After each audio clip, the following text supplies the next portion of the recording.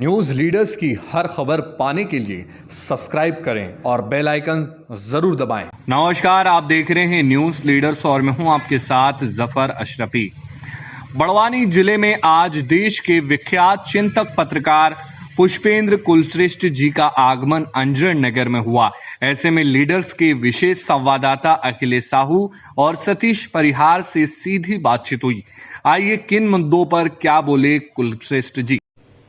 अपने बेबाक विचारों से अपनी बात को जन जन तक पहुंचाने के लिए विचार क्रांति अभियान को लेकर पुष्पेंद्र कुलश्रेष्ठ, जो कि वरिष्ठ पत्रकार भी हैं और विचारक भी हैं, आज बड़वानी जिले के अंजड़ में स्वामी विवेकानंद व्याख्यानमाला में अपना संबोधन शाम के 7 बजे संबोधित करेंगे।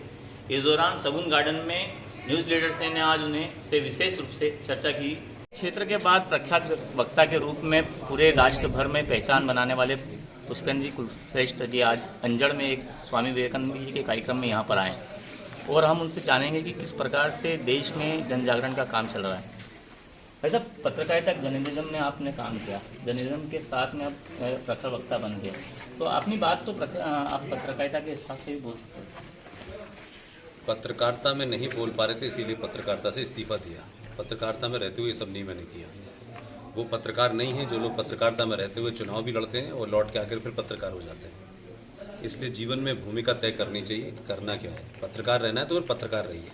पत्रकार रहते हुए भी सरकारों की, पार्टियों की दलाली करने से अच्छा है कि पत्रकारिता छोड़ दें। और आपको कोई विचार लाना है तो अपने विचार पे मजबूती से बात करें और आपके विचार में दम होगा तो देश सुनेगा।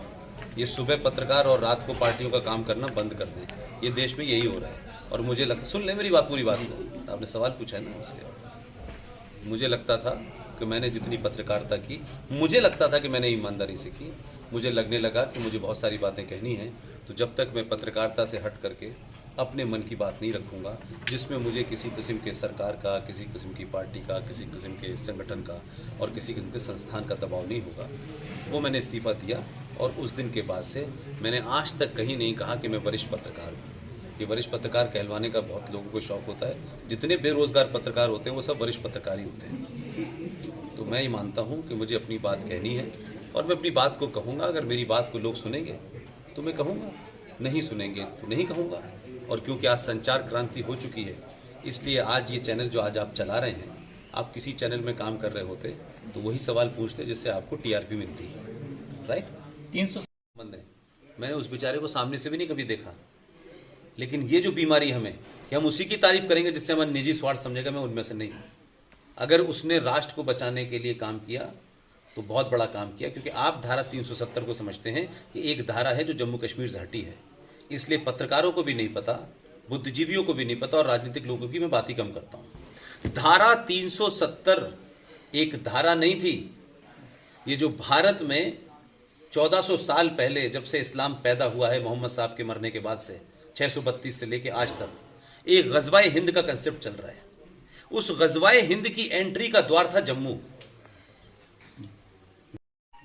तो जो मुद्दे ऐसे हैं जिससे इस भारत राष्ट्र को खतरा है, उनसे बचाने वाले किसी भी आदमी की मैं तारीफ करूंगा।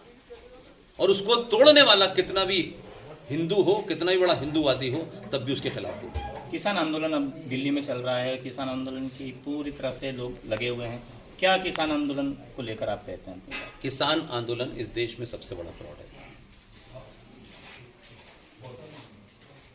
आप लोकतंत्र में क्या तरीका होता है सरकार चलाने का, बताइए।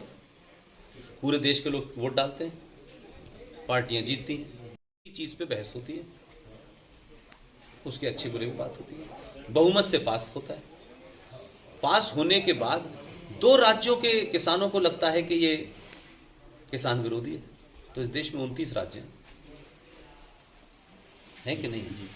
तो आप आंदोलन करें, चलिए मैं ये भी मान लेता हूं, लेकिन आंदोलन में आपकी ये भाषा कैसे हो सकती है कि हमने इंदिरा को ठोक दिया, मोदी को भी ठोक देंगे? आप किसान हैं या गुंडे हैं, आतंकवादी भाई? और भारत के किसान आंदोलन में ब्रिटेन की पार्लियामेंट को क्या लेना देना है? उनका क्या इंटरेस्ट है किसान आंदोलन में? पूरे यूरोप में किसानों को जिस तरह से कुचला है, उससे तो भारत में बहुत अच्छी स्थिति है। तो वो लोग जिन्होंने पूरा का पूरा किसान मूवमेंट ही खत्म कर दिया, खेती खत्म कर दी, वो भारत के किसानों के साथ खड़े हैं, या भारत के अंदर एक ऐसा राजा है जो भारत के उस हजारों साल पुरानी की तरफ लौट रहा है, इसलिए चिंता है लोगों को।